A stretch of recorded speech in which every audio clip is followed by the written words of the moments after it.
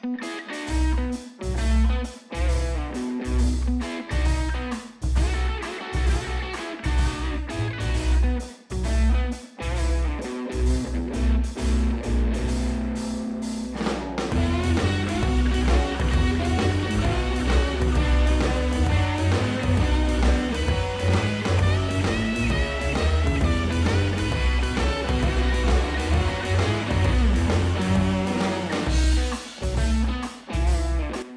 1954.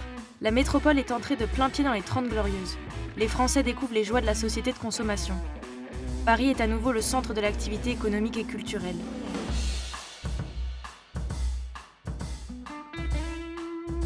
À 10 000 km de là, en Indochine, l'armée française est enlisée depuis 8 ans dans une guerre coloniale au milieu des rizières et de la jungle tropicale.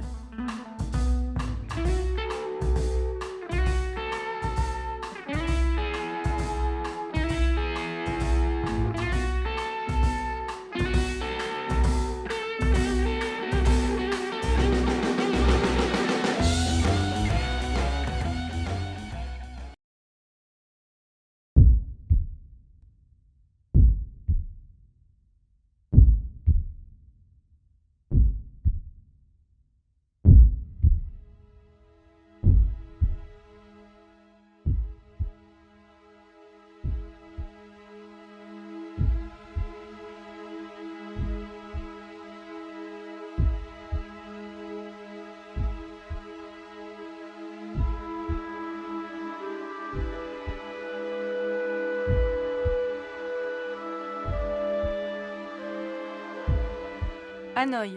Le gouvernement français cherche le soutien de l'opinion publique en mettant en scène son œuvre pacificatrice. Images rassurantes de soldats protecteurs, cohabitation pacifique entre indigènes et colons, rien ne laisse transparaître la réalité d'une situation devenue critique.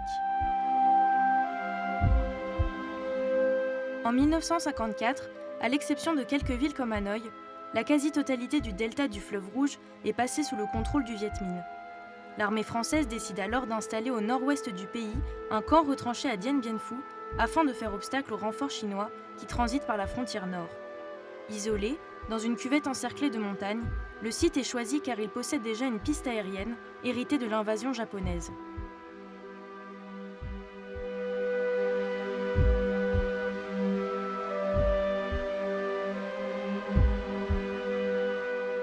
Le 20 novembre 1953, une première vague de 2650 hommes est parachutée.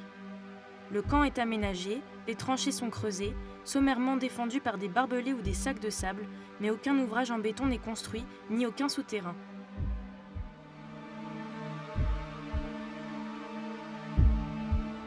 Pendant que les images soulignent la préparation méthodique de l'armée, le Viet Minh perce dans les montagnes une route pour acheminer hommes et artillerie lourde autour du camp.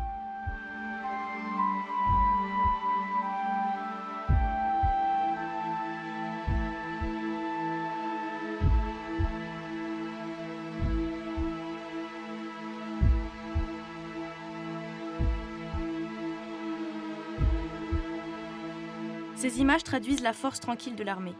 Le territoire est conquis, aménagé, maîtrisé. Le déploiement de moyens aériens de l'artillerie illustre la puissance et la détermination. Les opérateurs mettent en scène leurs camarades dans des scènes peu réalistes. Images inexploitables qui dormiront dans les fonds d'archives. L'armée veut associer la bataille aux grandes heures de l'histoire française.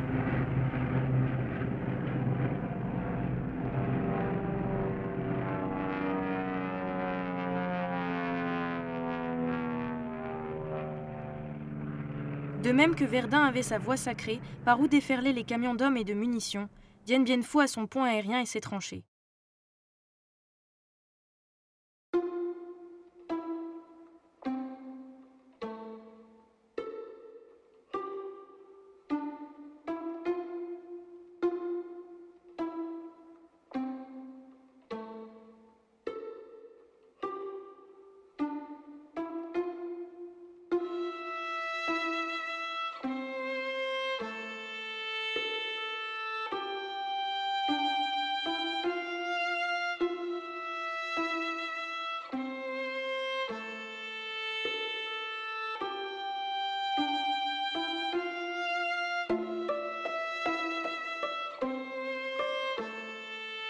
L'armée tente d'établir un parallèle avec Verdun pour légitimer la présence française. Abnégation, sens du devoir, courage, patriotisme doivent rappeler le sacrifice des poilus. En réalité, la défaite de Dien Bien Phu marque la fin de la présence française en Indochine.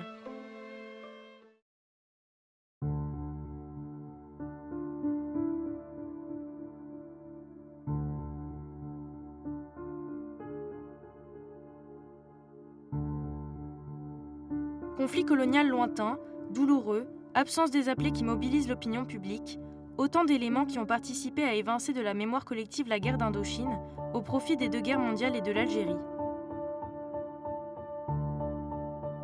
Éclipsées, les images de l'Indochine n'ont pas été regardées pour elles-mêmes, mais par le prisme d'autres guerres. 30 ans plus tard, les images de la guerre du Vietnam qui nourriront l'imaginaire collectif sont issues de films hollywoodiens comme Apocalypse Now ou Full Metal Jacket. Soldats pataugeant dans les rizières, combats épiques, parachutage et balais d'hélicoptères, cette esthétique de la guerre est déjà présente dans les films tournés par les opérateurs français pendant la guerre d'Indochine.